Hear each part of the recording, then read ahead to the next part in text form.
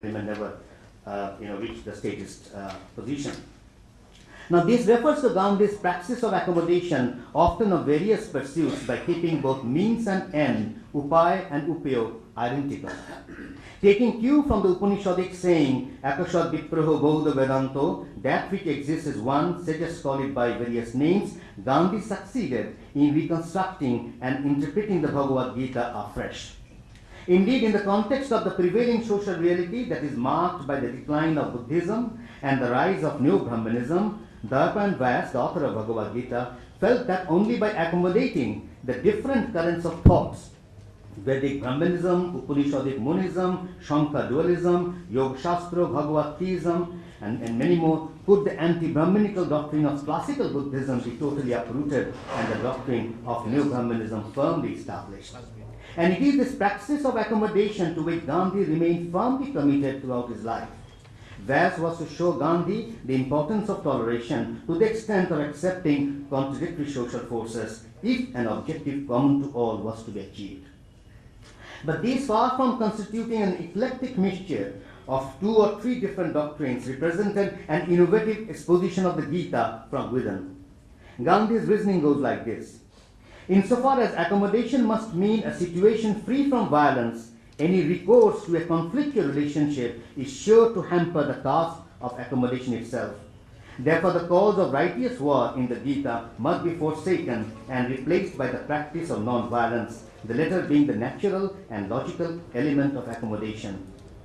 Indeed, led by his innovative interpretation of the Gita, Gandhi held to the view that only by practicing the non-violent policy of accommodation, the means, upay, could the Indian National Congress hope to unite the various contradictory social forces in the campaign for Swaraj and Ram Rajya, the end, upayo. These Gandhi pursued throughout his life, often to the annoyance of his opponents, particularly Hindu fundamentalists. Once in Gujarat, in a predominantly Hindu locality, he was asked to give a modern example of Ram Rajya, the audience not convinced that such a regime could be established in modern times. Gandhi, to the surprise of all, claimed that there are modern examples of Ram Rajya, and then he went on to say, and I quote, the period of Hazrat Abu Bakr and Hazrat Umar, unquote. Dipesh Chakraborty rightly referred to Gandhi as the master at civility in opposition. Not only did he make a pair of sandals as part of prison labor and presented them to General Smuts, but also insisted that Tagore should oppose his views in public when the latter disagreed with Gandhi's assertion that the 1934 earthquake was a divine chastisement for the sin of untouchability. Again, when the whole nation raised the Indian national flag on 15 August 1947 to mark the independence of the country, Gandhi refused to do the same at his ashram, lamenting in the wake of the genocidal partition that this is not the Swaraj he had wanted. Accommodation of contradictory forces or anarchical accommodation is what Gandhi advocated, and this too has come to impact upon the idea of the Indian subcontinent, albeit contrary to those who keep adhering to a linear or singular understanding of history, and that includes the modernists and the fundamentalists alike. Gandhi indeed has kept open the space for a modern Indian subcontinent, for a postmodern Indian subcontinent. But Gandhi's praxis of accommodation of contradictory forces was a direct response to the colonial experience, and there were good reasons for this. Let me explain. The colonization of the Indian subcontinent saw the confluence of the idea of political unity with the idea of cultural unity. This is where colonialism makes a difference, from the earlier proper conduct elements that I was referring to. And this kept the South Asians mesmerized, this confluence of political unity with cultural unity. Mesmerized indeed to this day, despite the brutality it had suffered. Tagore, back in 1916, made an ingenious assessment of what the colonial experience meant to this region. And I'm sure some of you are familiar about in his book on nationalism, where he ended, nationalism is a great menace. It is the particular thing which for years has been at the bottoms of India's troubles, unquote. And it is this mechanical organization of the nation, at times in the name of religion, at times language or ethnicity or culture, at the service of political unity, which contributed to the breakdown of the age-old institutions reproducing diversity and non-conformism. And this led to the partition of British India into nation states. First modern India and Pakistan in 1947, and then Bangladesh in 1971. But then the question that needs to be flagged now, can the region be rescued from conformism and divisiveness? My conclusion, what is to be done? A cue can be taken from Tagore-Einstein debate, which among other things raised the question whether truth, beauty, or table can exist without human beings. Now this is an interesting debate, I'm sure some of you are familiar, where Einstein, being a scientist, believed in an objective reality independent of human consciousness. That's all science will tell you. Now here, Einstein and Tagore is arguing, and Tagore is saying that the table, the moon, nothing will exist if there is no human being. Only human knows, because we don't know whether the ant and the goat looks at the moon like we do, in fact, whether it would exist. And so Einstein is saying, you are trying to tell me truth or beauty is not independent of man? Tagore, no. Einstein, if there will be no human beings anymore, the Apollo of Belvedere will no longer be beautiful? Tagore said, no. Einstein then said, I agree with regard to this conception of beauty, but not with regard to truth. Tagore then responds, why not? Truth is realized through man. Science has proved that the table as a solid object is an appearance, and therefore that which the human mind perceives as a table would not exist if that mind were not. Einstein finally concludes saying, then I am more religious than you are, unquote. So, it's a fascinating debate, I thought. And locating the human at the center of life and living has always been central to Tagore's thoughts and practices. Not surprisingly, even at the end of his life, at the age of 80, he could say unflinchingly that, let me say in Bangla, মানুষের প্রতি বিশ্বাস হারানো পাপ, সে বিশ্বাস শেষ পর্যন্ত রক্ষা করব. I shall not commit the grievous sin of losing faith in humans. Unquote. But then what is human? What qualities does it possess? Or for that matter, what is so unique about the human? William Shakespeare once had the melancholic Hamlet brood and blabber insightfully on this. And let me quote Shakespeare. What a piece of work is a man, how noble in reason, how infinite in faculty, in form and moving how express and admirable, in action how like an angel, in apprehension how like a god, the beauty of the world, the paragon of animals, and yet to me, what is this quintessence of dust? Man delights not me, no, nor woman neither, unquote. Human, no doubt, is a multiversed being, rational, mobile, angelic, beautiful, godlike, yet undelightful. But then human potentials come to life when the person is able to display her uniqueness, and this could only come about when her rights are ensured. A closest position will make this clear. First is the Homo politicus. He is the first person, in fact, to give sense of humans' identity. We have to go back to Aristotle. Aristotle was the first one who said that each and every person is a Homo politicus, that is, each and every person has inherent political rights. Now, this is very important. And this is the time when you had the monarchy and other system. He makes clearly that each and every person has inherent political rights, and if those rights are not ensured, you will have dissent and you will have violence and conflict.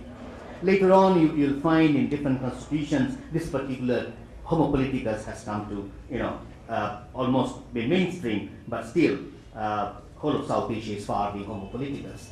I think reference was made to different tribal groups and some nationalities and all, who argue, even women would also argue that they are not fully Homo politicus. But then Adam Smith, John Stuart Mill and Karl Marx said, yes, humans are Homo politicus, but humans are also Homo economicus, that humans are also economic beings. That is, each and every person has inherent right to work, right to productivity, right to prosperity. If those rights are not met, then there will be revolution, then the dissent and conflict. And that also, I think, when it comes to South Asia, to the Indian subcontinent, you can see that the Homo economicus is in a bad shape, in fact. And anybody reading Arundhati's what you call Broken Republic would understand why the Maoist insurgency and other things. But then humans are also Homo technologicus. Humans are technological beings. We cannot live without technology. We use technology all the time. Either the glass, the pen, the mic. Humans can't live without technology. Now, way back, Gandhi, in a commentary on Bhagavad Gita, said something which is, I think, very important. Because he was being criticized for his charka, the spinning wheel. And he says this, look, a wise man will mean by the spinning wheel not an article of wool, but any type of work which provides employment to all people, unquote. That was the purpose of the charter. Not that he was trying to go back. Now one can easily get sense of that now that we have the mobile phone. You see how empowering it is, because earlier the black telephone, if you remember, that was one way you can see the privileged class and somebody not having phone. But now mobile phone, if you come to Dhaka, the rickshaw puller also has a mobile phone. Now I remember our home workers, the Bua, they also have mobile phone, in fact, and how empowering they are. I remember my wife, in fact, giving a mobile phone to one of the home workers, in fact, and she goes out in our times and comes back and tells me, I have put 200 music in this mobile phone. And you can look at her face and see how empowering it is. And here she is listening to the music, that you are also listening to the music.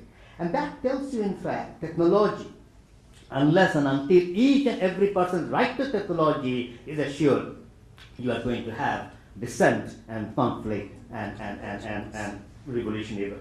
Now, humans are also homopsychologicals. We can't leave our old guru Freud out of our mind. And that is very important. So in order to understand a tolerant society, this UNESCO's proclamation, I think, it will make very a quick sense. And as UNESCO's constitution will tell you, and I quote, since war begins in the minds of men, it is in the minds of men that the defenses of peace must be constructed. Now that tells you that your mindset has to be improved. Now people talk about Tagore and about India and civilization, etc. Now he had an interesting idea, because he said very frankly that he was not a patriot. And he said, I am not a patriot. I seek compatriots throughout the world. But more important, he said, look, I love India, but my India is an idea, not a geographical expression, full stop. So this has to be understood how he was also looking at India in a totally deterritorialized notions. Now that requires a mindset which I think is something central. Now unless each and every person's access to being a homo psychologicus is assured, you are going to have serious problem. And one can see in South Asia why it's so much a problem. After all, you have over 50%. If you take Amartya Sen's latest book, he'll say over 80% are actually ill-educated. I don't want to bring the word literacy here, but if you take 3 hours, reading, writing, arithmetic, the whole of South Asia is in bad shape, and we can come back to that later. Last one, and this is the final one, and the subject matter of today's conference, humans are also homo culturicus. That is, we are all cultural beings, and each and every person's culture has to be ensured. Now what it means, in fact, is each and every person's right to art, aesthetics, gastronomy, that is food habit, music, dance, drama, fashion, belief, and disbeliefs, or what would be collectively called culture. Unless that is guaranteed, there will be dissent, protest, and conflict. And one can see that, in fact, throughout the Indian subcontinent. Now I will end by saying one of Tagore's songs aptly catches the goal of the humans. And let me say in Bangla first. Amra shobai raja amader ei rajar rajotte noile moder rajar shone milbo ki shokte. We are all kings in the kingdom of the king. Otherwise, how shall we meet the king? Now that, I think, sums up, in fact, how you need, or to what extent you need to empower the human. You need to make that everybody is the king, in fact. Otherwise, you are not going to go very far. The quicker we realize and transform this into reality, the quicker we'll be able to forge unity among the humans. Thank you very much. Thank you. With many innovative ideas. we are a little short of time. May I request Sajal to make a brief comment? Yeah. I'll just make a very brief thing. Professor starts with the interrogating the very notion of cultural unity in India, and then asks the question that if there was such a cultural unity, why did it disintegrate into three major states? And then he tries to answer it another way, that perhaps the seed of disintegration was there in that kind of cultural pluralism itself. A kind of historical determinism perhaps was there. But then he also asks other questions like why cultural unity should be equated with political entities. And then he goes into certain processes which he categorizes into statist and non-statist processes. He starts with Ashoka, ends with Manmohan and Hasina, and the other one is Lalan and Sufis and Tagore, trying to answer the questions how culture and politics submerges each other or doesn't, and why. In the process, he talks about various contesting ideas of civilization, definitions of civilizations. I straightway go into the questions his paper raises in my mind is, now the entire process first is how does political process figure in? Number one. Why I'm asking this, the political process that led to the partition of India also led to the integration of 562 states with various entries, either India or Pakistan or anything. Now, the second is how, or is it really possible to isolate culture from cultural processes from political process? I take the question further and think that how is it that we always talk about this what he very aptly brought non-statist and subaltern processes of cultural comprehensions and upholding cultural diversity, but how does it always fail to impact political processes? Thank you, Sajal. We have, say, about 5 more minutes by my watch for a discussion, and I invite questions from the floor. Yes, Dr. Roy. I just want to remind that only yesterday, that is 16th, Bangladesh and India, both of us celebrated the Victory Day. And in bringing about this victory, Indian Army played a great role. So we cannot deny that even the Bangladesh is always remember that. So I just want to remember that there must be some feeling of India for Bangladesh. So it cannot be true that there is no Mamata or no feeling in bringing about India. That's all. Right. Other comments? One of the very stimulating presentations we have heard from Professor Ahmed. I would only like to add, in a very light vein, that with biryani you should add also sitar as well as imam. Those are the two wonderful examples of your fusion. I mean this Iranian and Indian blend. Thank you. Actually, the last conference we had papers on aspects of material culture, and what you said, sir, would reflect a similar interest.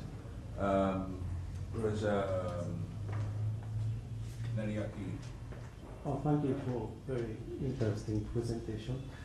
In the beginning of your presentation, you said that the political boundary and cultural boundaries should be separated when we consider a cultural unity of India.